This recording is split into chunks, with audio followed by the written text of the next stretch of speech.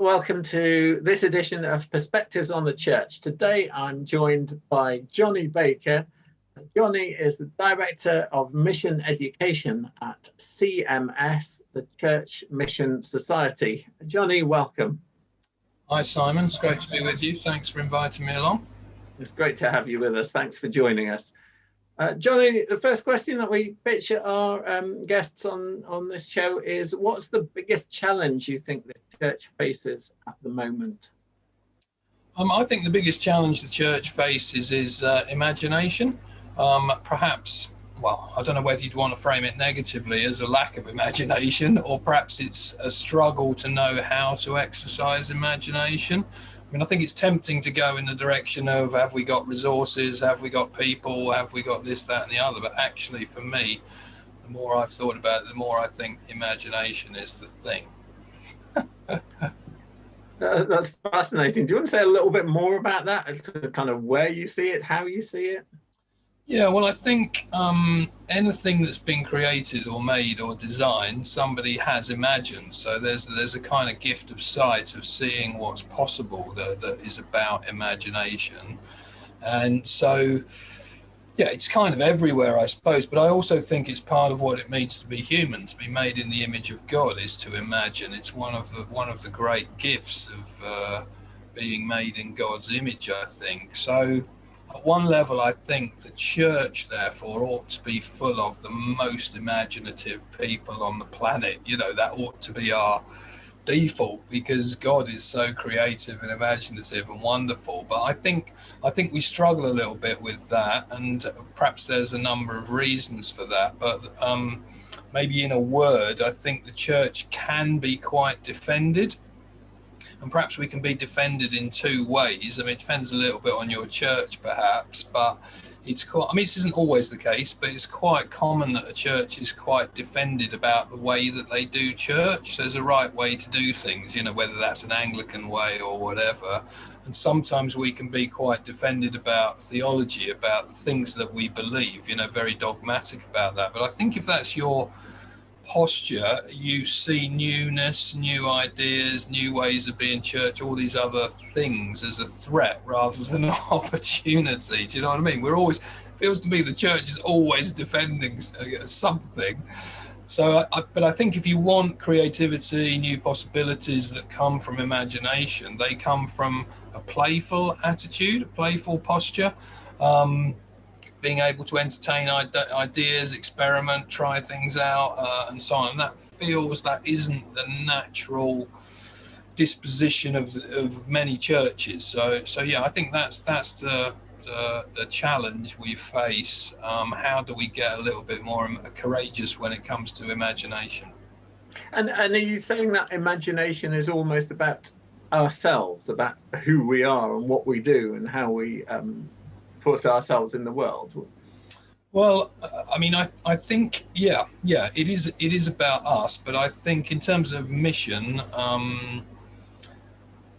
the basic kind of imagining, I think, that takes place in mission is, what is the connection between the Christian story and the people or place where you are? Now, classically, in mission, we think about somebody traveling overseas. I don't know why. We often think about them going to Africa, but it could be anywhere. And we know that mission done well needs to grow in the soil of that particular African tribe or culture and be expressed in that language with local leadership. So there's an imaginative challenge of how does the gospel, the Christian story, grow in ways that are authentic to that culture. And that's not I wouldn't say that's an easy process, but that's been done really, really badly and really, really well, and we can learn from both. But I think that's exactly the imagination we need in parishes in Lichfield Diocese. It's the same question, because I mean, it depends whose research you look at, but about 85% of Britain are never going to come to church, however well we do it, the way things are. They're just not, they're not interested, or it's not their world, it's not their culture. So the question then becomes, in the parish, I guess, prayerfully through discernment, through paying attention, through looking, through noticing, what do we see? What are the communities? What are the things that are going on that God might be drawing to our attention that we notice? And then out of that noticing, is this question of imagination. How does the Christian story relate to this group of people? Or this, it might be this housing estate, and so I can think of a village in Oxford, Iffley, which is near where CMS is, by the way, that's why I was thinking of it, where one half of the parish is sort of super posh and Oxfordy, and the other is a housing estate, and there's a sort of alleyway in the middle, and never the two halves meet, but the church is in the nice bit, so all the people that go to church are in the nice bit. So you're just in cloud cuckoo land if you think that you're going to do something that attracts the other side. So the imaginative quest, if you like, is how in that space do we imagine something? So I think that's the central imagining task in mission. I mean, you can also do the imagining in relation to the way we do church at the moment. I mean, that can be done more creatively, better and different, but I'm largely thinking about it in relation to the people who are not currently connecting with churches. Does that make sense? Yeah, absolutely. And it sounds to me like that's a call not for the church to have one imaginative mind at the center of its institution, but like to have many imaginative disciples.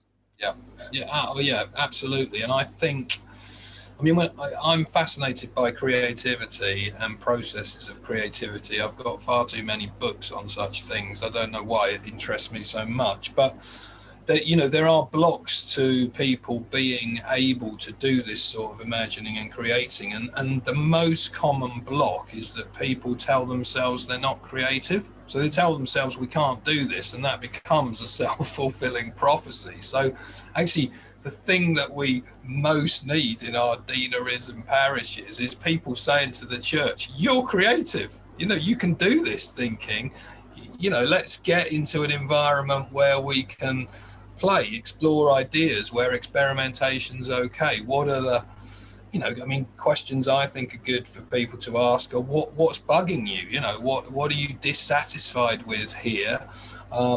Or what are the possibilities that you see? Or a good question, I think, is what are you longing for? What are your longings? And I think if we get into spaces, probably not a Sunday morning service, get down the pub or the village coffee shop or whatever, wherever it is, and have some creative conversations and explore through ideas some things you can try out, and some of those things can be really simple and basic ideas. I quite like the idea of what somebody described to me as low-level innovation. In CMS I train pioneers, and some of them come up with just incredible things. So in Lichfield, you probably know Adam Gompertz with his Revs community. So his imagining is, how does the gospel connect with car enthusiasts? And he's got a whole theme around restoration of, and sin is like rust and so on. And that's a great piece of imagining. But I think a lot of people look at that and think, that's so outlandish and out there. How could I possibly do that? Of course, all he's done is connect his own passion and interest. But I think it's good to think low-level innovation. Loads of new ideas have come in churches through running toddler groups, for example, or cafes, or these ordinary kinds of things. In Ealing, where I live in St Mary's, there's a guy, Wayne, who heard a radio program on loneliness. And I think that bugged him. That was the thing that was bugging him. And his longing was, how could we do something for those people who are lonely? And he started a lunch on a Wednesday, went to the vicar of St Mary's. He's involved in the church. He's, at the time, he was in his 60s.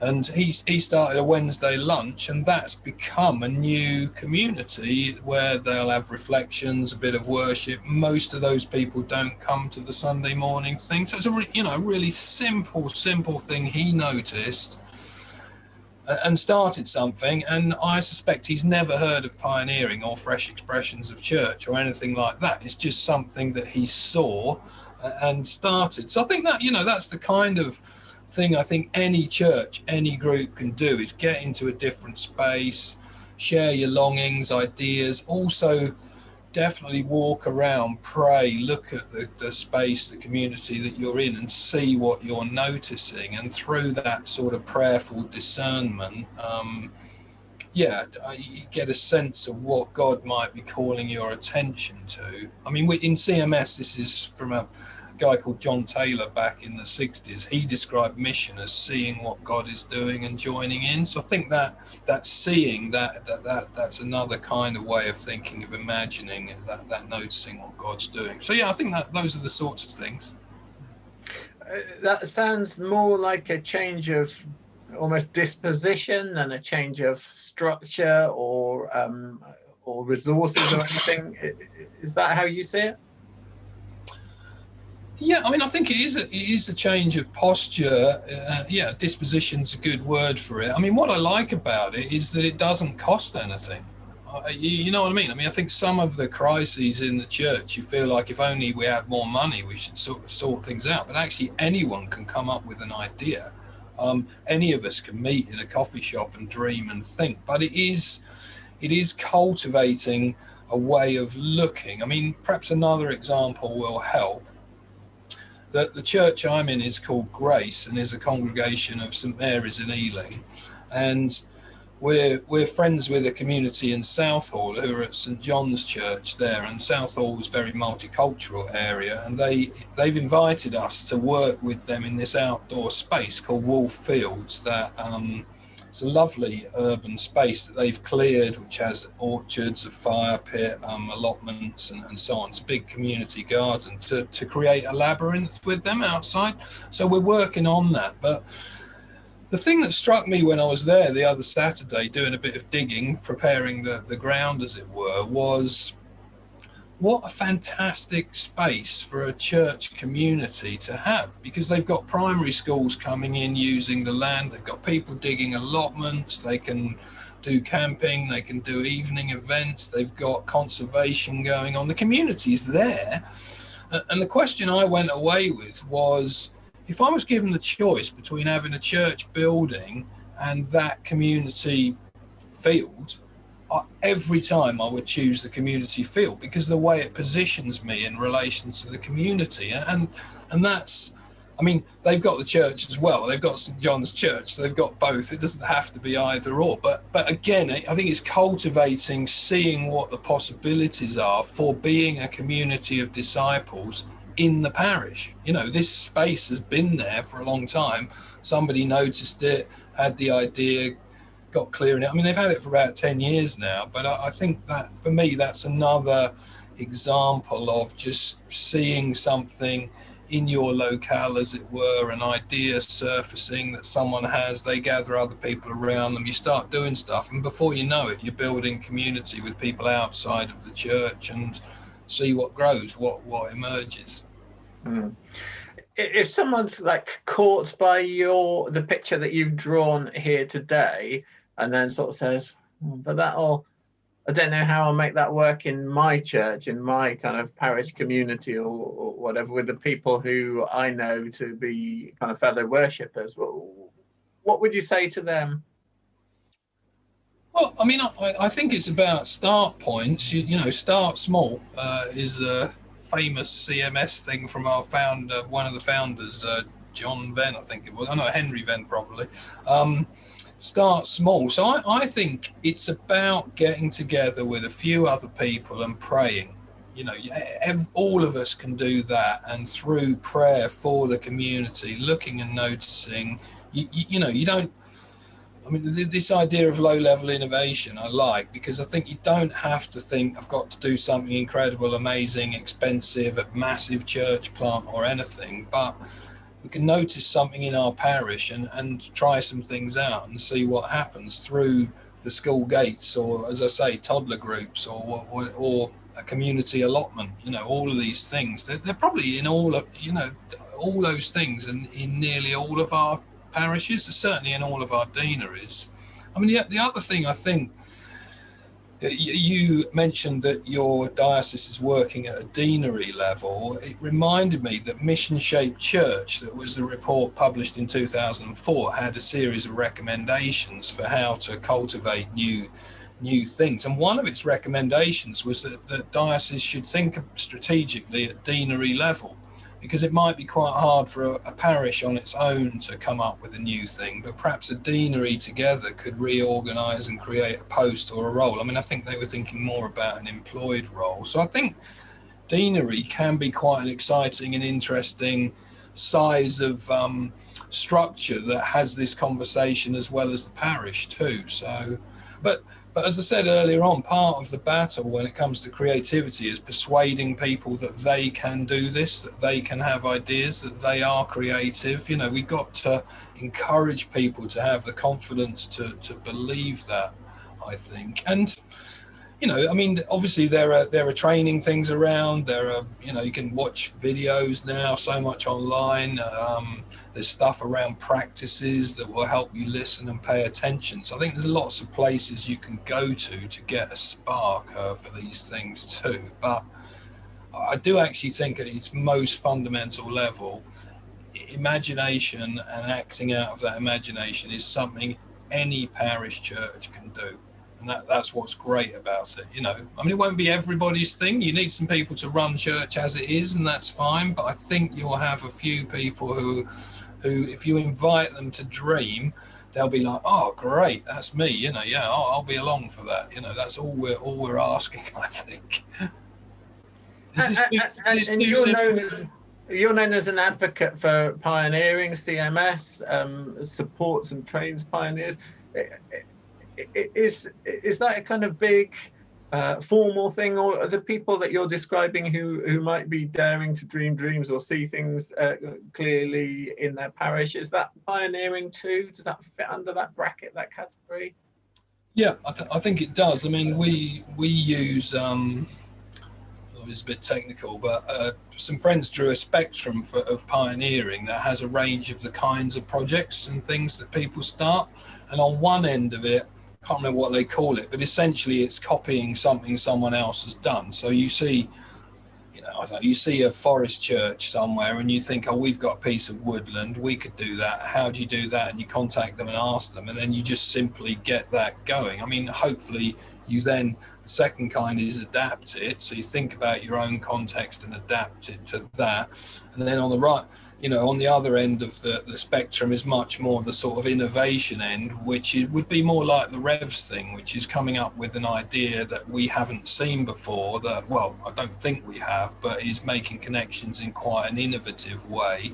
But pioneering can be all of those things, that newness emerges in those ways. So you don't, as I say to people, you don't have to be the most entrepreneurial person on the planet to pioneer.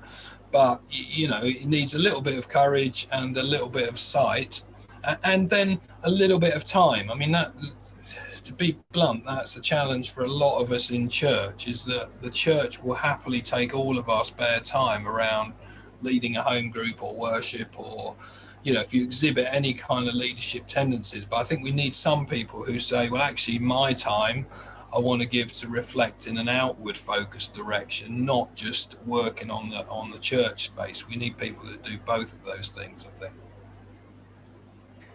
Jonny, that's been an absolutely fascinating invitation into how to be part of an imaginative church. I've really enjoyed that. I think that'll be a great resource for many of us here in Lichfield. I want to thank you for your time and for joining us today. Very much appreciate it. Right, yeah, thanks. Good to be with you. And in terms of resources, if you do want to follow up with anything, Kathy Ross and I have written a book called Imagining Mission with John Taylor, which draws on a bit of wisdom from one of the old CMS heroes. And I've just published a book called Pioneer Practice, which is a very, very practical kind of starting things. Yeah, so those might be two things. I mean, you don't need a resource. The best resource is the imagination. So I'm not saying you need those, but if people want to dive in a bit deeper, there's a couple of thoughts. No harm in ending with a book plug. I'm looking forward to the second one of those, especially. I've seen it online, and I'll be picking it up soon. Many thanks, Jonny. That was absolutely Terrific. Oh, go on, wave it at us. Say something and wave Well, it. no, yeah, that's it there. I mean, funnily enough, I'm waiting, because we've self-published it, I'm waiting for the website to go live, so I can't even tell you, you can't even get it yet. But anyway, it does exist. Brilliant. Thanks so much, Jonny. All Yeah, the best. okay, great stuff. Thanks, Simon.